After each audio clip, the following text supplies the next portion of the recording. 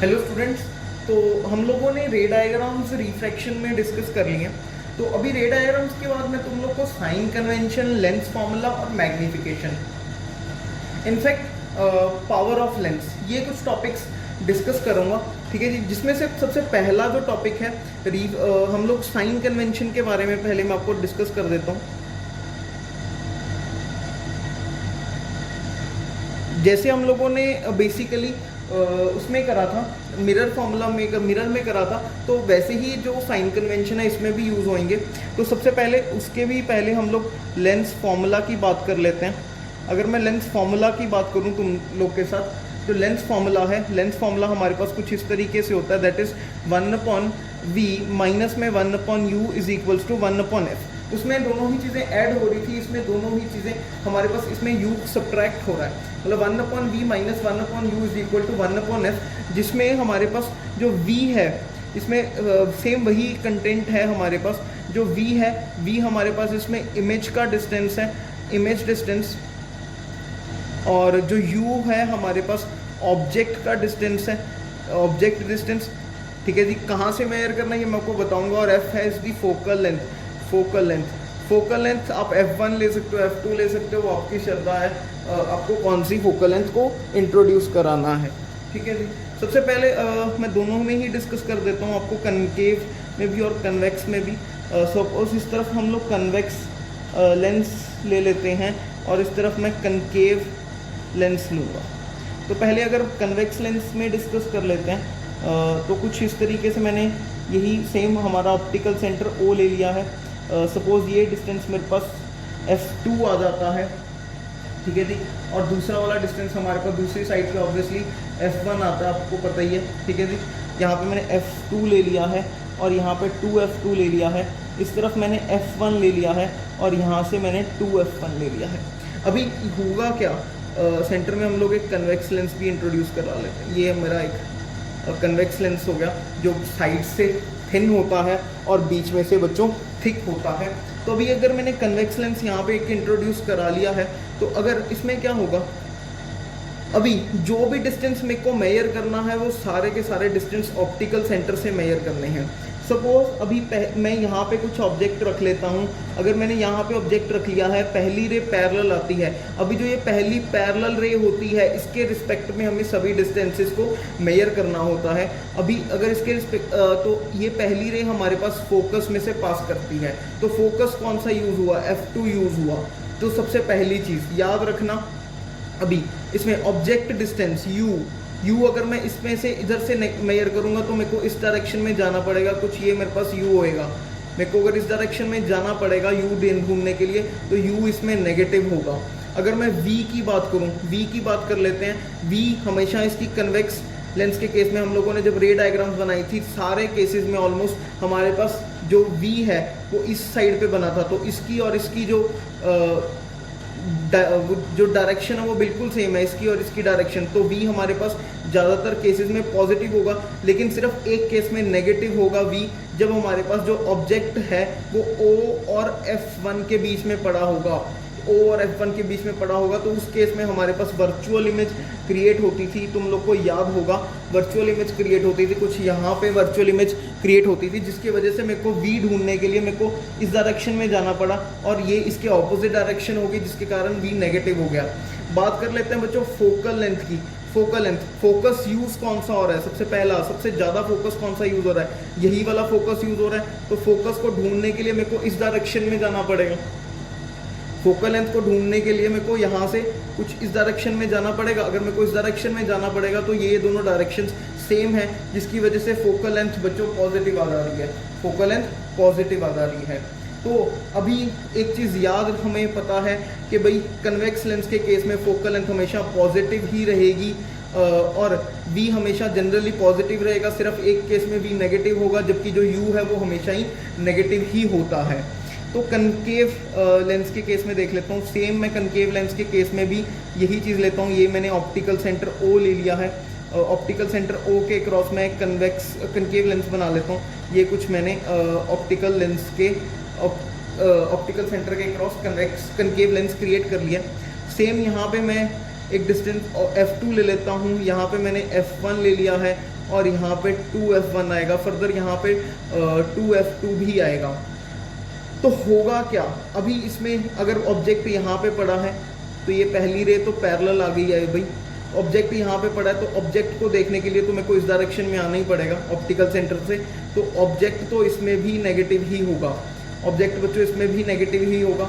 अगर मैं ऑब्जेक्ट को छोड़ दूं, वी को देखते हैं, वी को अभी आप लोग को पता है वी हमेशा हमेशा इसमें कौन सी इमेज बनती है, वर्चुअल और इरेक्ट इमेज बनती है, मतलब कि वी इसी साइड पे बनती है, बिहाइंड दी लेंस इसी साइड पे बनेगी वर्चुअल और इरेक्ट। तो अगर वर्चुअल और इरेक्ट इसी साइड पे बनेगी तो मेरे को वी को देखने के लिए भी इस साइड पे आना पड़ेगा। अगर मेरे को वी को देखने के लिए इस साइड पे आना पड़ता है, यू को भी इस साइड पे आना पड़ा, वी को भी इस साइड पे आना पड़ा है, तो वी इससे की और इसकी डायरेक्शन ऑपोजिट हो जाती है, जिसकी वजह से वी भी नेगेटिव ही हो जाता है। अगर मैं फोकल लेंथ की बात करूं, फोकल लेंथ में देखते हैं, अगर फोकल लेंथ में देखूं तो अभी क्या होगा, ये रे डाइवर्ज करेगी। डाइवर्ज करते समय ये कौन सा फोकस को यूज करा, इसने f1 को यूज करा। अगर f1 की मेरे को लेंथ देखनी पड़ेगी तो मेरे को फिर से इस डायरेक्शन में आना पड़ेगा। अगर इस डायरेक्शन में आना पड़ेगा, फिर से इन दोनों की जो डायरेक्शन है वो ऑपोजिट है, जिसकी वजह से जो फोकल लेंथ है, फोकल लेंथ भी मेरे पास नेगेटिव आ जा रही है। इसमें फोकल लेंथ भी नेगेटिव आ जा रही है।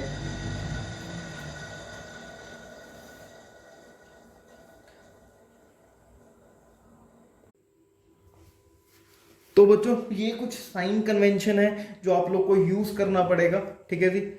तो हम लोग को ये चीज याद रखनी है कि जो हमारे पास कनकेव लेंस है उसमें यू नेगेटिव होता है, वी भी नेगेटिव होता है और एफ भी नेगेटिव होता है। इसमें सभी की सभी चीजें नेगेटिव होती हैं। वाइल कन्वेक्स लेंस में, अगर मैं कन्वेक्स लेंस जो हमारा कन्वर्जिंग लेंस है, कन्वेक्स लेंस में बात करूं तो यू नेगेटिव होता है, वी जनरली पॉजिटिव होता है, एफ भी जनरली पॉजिटिव ही होता है। जनरली नहीं, एफ तो हमेशा ही पॉजिटिव होता है। अभी हम लोग को इसको हमेशा कौन से लेंस फॉर्मूला में पुट करना है, 1/v minus 1/u is equal to 1/f में हम लोग को इंट्रोड्यूस कराना है हमेशा। तो बात कर लेता हूं बच्चों, मैग्निफिकेशन की बात करता हूं मैं। अभी अगर हम लोग मैग्निफिकेशन की बात करें,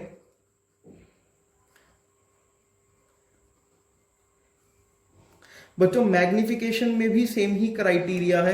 अगर मैं मैग्निफिकेशन की बात करूं तो मैग्निफिकेशन के दो फॉर्मूलाज हमारे पास आ जाते हैं। दैट इज, पहला फॉर्मूला है h'/h। h' का मतलब कि इमेज की जो हाइट हो गई वो आ जाएगा, या फिर इमेज का साइज आ जाएगा, और नीचे में हमारे पास ऑब्जेक्ट की हाइट या फिर ऑब्जेक्ट का साइज आ जाएगा, ठीक है जी। तो अभी दूसरी अगर मैं बात करूं तो मैग्निफिकेशन का दूसरा जो फॉर्मूला आता है v/u आता है। जैसे कि आप लोग को याद होगा कि हमारे पास जो मिरर में होता था वो होता था -v/u, लेकिन यहाँ पे मैग्निफिकेशन का जो फॉर्मूला आया है बच्चों दैट इज v/u। मैग्निफिकेशन का सभी लेंसेज में जो फॉर्मूला यूज होगा that formula will be v/u formula, वो फॉर्मूला v/u ही यूज होगा। लेकिन अगर मैं मैग्निफिकेशन, मैंने जैसे लेंस मिरर फॉर्मूला में बताया था, तो मैग्निफिकेशन की अगर बात करें तो मैग्निफिकेशन से हमें इमेज की प्रॉपर्टीज किस तरीके से पता लगती हैं, मतलब कि what type of the image formed, type of the image या फिर प्रॉपर्टीज ऑफ द इमेज। आपको एक बार दोबारा बता देता हूं, ये मिरर में भी सेम ही रहेगा और लेंस में भी सेम है कि इमेज की प्रॉपर्टीज को हम लोग किस तरीके से आइडेंटिफाई कर सकते हैं। तो दो चीजें होती हैं मैग्निफिकेशन में और दोनों को हम लोग को मिक्स नहीं करना है, अलग अलग ही देखना है, ठीक है जी। दो चीजें होती हैं, एक तो मैग्निफिकेशन का साइन होगा, साइन मीन्स के पॉजिटिव हो सकता, नेगेटिव हो सकता है या फिर पॉजिटिव हो सकता है। अगर मैं दूसरी बात करूंगा तो मैग्निफिकेशन का जो मैग्नीट्यूड है, मैग्नीट्यूड बिना साइन के, जैसे कि अगर सपोज मैं लिखता हूं -4 तो इसमें -4 इज द साइन, इसको मैं साइन बोल रहा हूं, और 4 को मैं बोल रहा हूं मैग्नीट्यूड। मैग्नीट्यूड सिर्फ जो नंबर है, जो न्यूमेरिकल वैल्यू है। तो मैग्निफिकेशन में दो चीजें, एक साइन होता है और एक मैग्नीट्यूड होता है, दोनों को अलग अलग देखना है। पहली बात, अगर मेरे पास मैग्निफिकेशन में साइन अगर नेगेटिव पॉजिटिव होगा या फिर साइन नेगेटिव होगा, दो ही तरीके से हो सकते हैं। अगर तो मेरे पास मैग्निफिकेशन में साइज पॉजिटिव होता है तो इमेज हमेशा बनती है virtual and erect.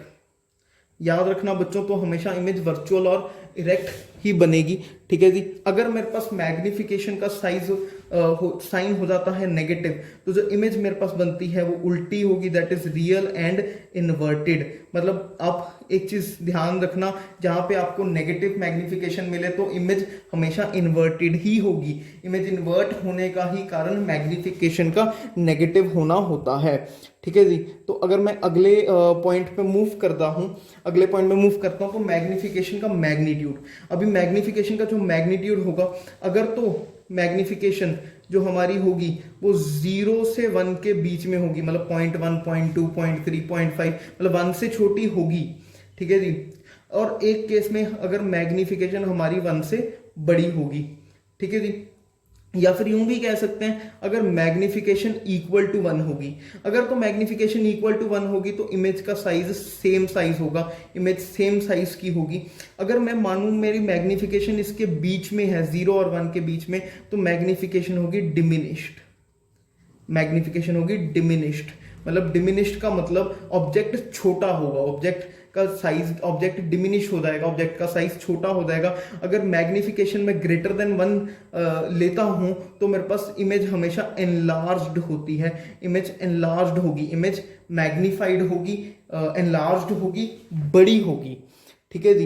Image magnified होगी, एनलार्ज्ड होगी या फिर बड़ी होगी। ठीक है जी। इसको कुछ भी आप बोल सकते हो, लेकिन अगर मैग्निफिकेशन 1 है तो वो सेम साइज की हो सकती है। अगर मैं चलो आपको डिमिनिश्ड वगैरह में अगर आपको एग्जांपल भी देता हूं, डिमिनिश्ड में आपकी मैग्निफिकेशन 3/4 हो सकती है, 1/2 हो सकती है, 4/5 हो सकती है, लेकिन इसमें 5/4 होगी, 4/3 होगी, 2 होगी, 3 होगी, मतलब हमेशा 1 से बड़े नंबर्स का ही यूज करा जा सकता है। लेकिन डिमिनिश्ड में जो मैग्निफिकेशन है वो 1 से छोटी ही होगी। ठीक है जी। डिमिनिश्ड में मैग्निफिकेशन 1 से छोटी होगी, लेकिन दूसरे केस में जो मैग्निफिकेशन है वो 1 से बड़ी होगी। तो ये मैग्निफिकेशन का केस है। अभी ये केस हम लोग, जो मैंने आपको ये सारा डिटेल बताया है एक्सेप्ट दिस, ये तो सिर्फ लेंस के लिए ही है, ये लेंस के लिए ये है, क्योंकि जो मिरर की मैग्निफिकेशन होती है वो -v/u होती है। ये लेंस के लिए मैग्निफिकेशन का फॉर्मूला है। लेकिन ये जो सारी डिटेल बताई है मैंने आपको मिरर में भी बताई थी, तो ये लेंस के लिए भी एप्लीकेबल है और मिरर के लिए भी एप्लीकेबल है। ठीक है जी। ध्यान रखना, लेंस के लिए भी और मिरर के लिए भी। लेकिन जो लेंस फॉर्मूला है वो v/u होता है भाई, जो मिरर फॉर्मूला होता है मैग्निफिकेशन के लिए वो -v/u होता है। इन चीज़ों को मिक्स नहीं करना। लेकिन जो ये सारा सिस्टम है, जो सारा बताया है, ये सारा सेम होता है दोनों के लिए। दोबारा रिपीट कर देता हूँ, नेगेटिव होगी तो वर्चुअल इरेक्ट, पॉजिटिव होगी तो वर्चुअल इरेक्ट, अगर हमारे पास नेगेटिव होगी तो हमारे पास रियल और इन्वर्टेड। ठीक है जी।